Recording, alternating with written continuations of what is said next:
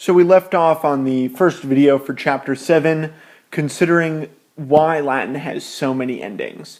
Why, for instance, are there 3 separate endings, as we just saw, for the direct object plural, for plural direct objects? There's the long AS, long OS, and long ES. There are those 3 different endings. Why?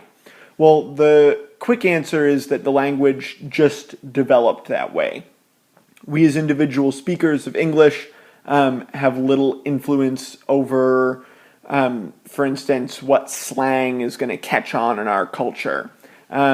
Individual users of Latin didn't decide to create so many endings. It just kind of happened like that.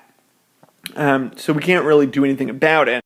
To help us remember them, though, we can group Latin nouns into basic groups.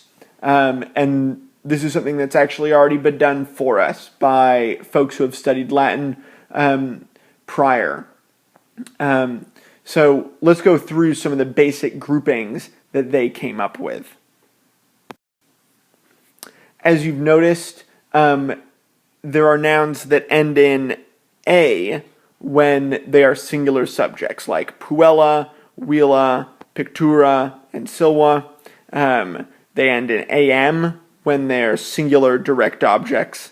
They end in ae when they're plural subjects. And they end in long as when they are plural direct objects. So these nouns belong to a group that we call the first declension. That is, they're first declension nouns. That's a declension is the name of the grouping. So we would call them first declension nouns, and these endings ae, am, and long as are called first declension endings. So that's the first group. And if we look at the second group, we see nouns like these. Nouns that in the singular subject end in us or r, like servus, vir, puer, and hortus. In the singular direct object, they end in um. In the plural subject, they end in a long I. And in the plural direct object, they end in a long os. These nouns belong to a group called the second declension. And these endings, us and r, I, and os, are called second declension endings. And then there's a third group of nouns here. These are nouns that we've seen, some with endings of x, r, and now s, when they're singular subjects, ending of em, when they are the singular direct object, and they end in long es when they're plural. Nouns like these are clamor, vaux, and pater. And we'll see more like this. This is kind of an odd category.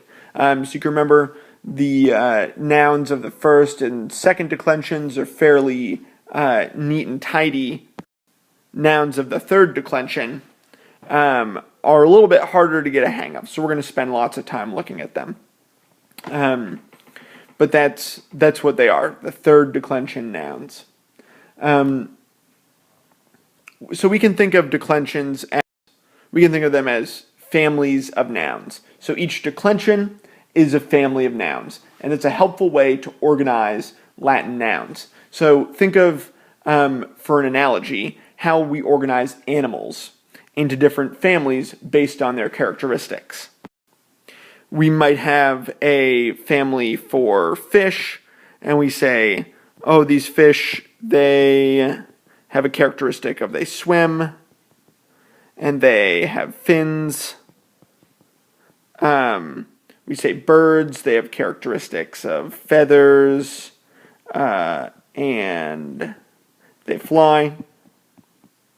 Mammals, maybe, I don't know if this is true, but I'm pretty sure most mammals have legs, and they walk. Okay, so you could put a lot more things into those boxes, and you'd probably actually need a lot more boxes. You'd have smaller animal families all over here, like one for reptiles and one for penguins. I guess penguins would go in the bird box.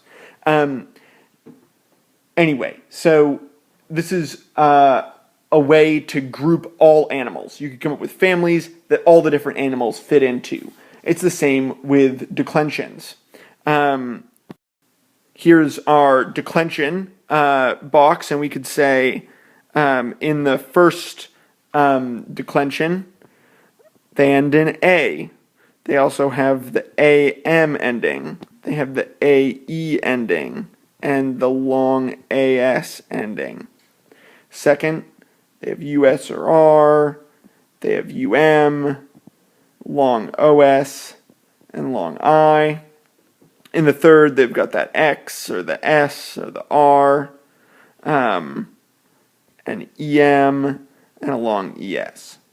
So that's how we kind of group them together. All nouns are going to fit into one of these categories or one of two others. There is a fourth and there's a fifth declension, but they're much smaller, and we won't learn about those for many moons. So there's one more concept that I want to introduce before we finish up this video. That's these two vocabulary words, the word nominative and the word accusative.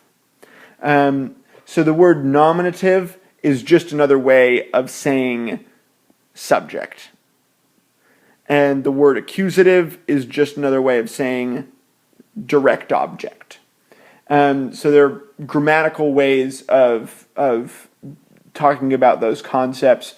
If a noun is in its subject form, regardless of whether it's singular or plural, we say it's in the nominative case. And if it's in its direct object form, regardless of its singular or plural, we say that it's in the accusative case. So with those new terms and with the new knowledge of declensions, you should be able to complete the table of all the endings at the bottom of your sheet that goes along with this video. Good luck on that.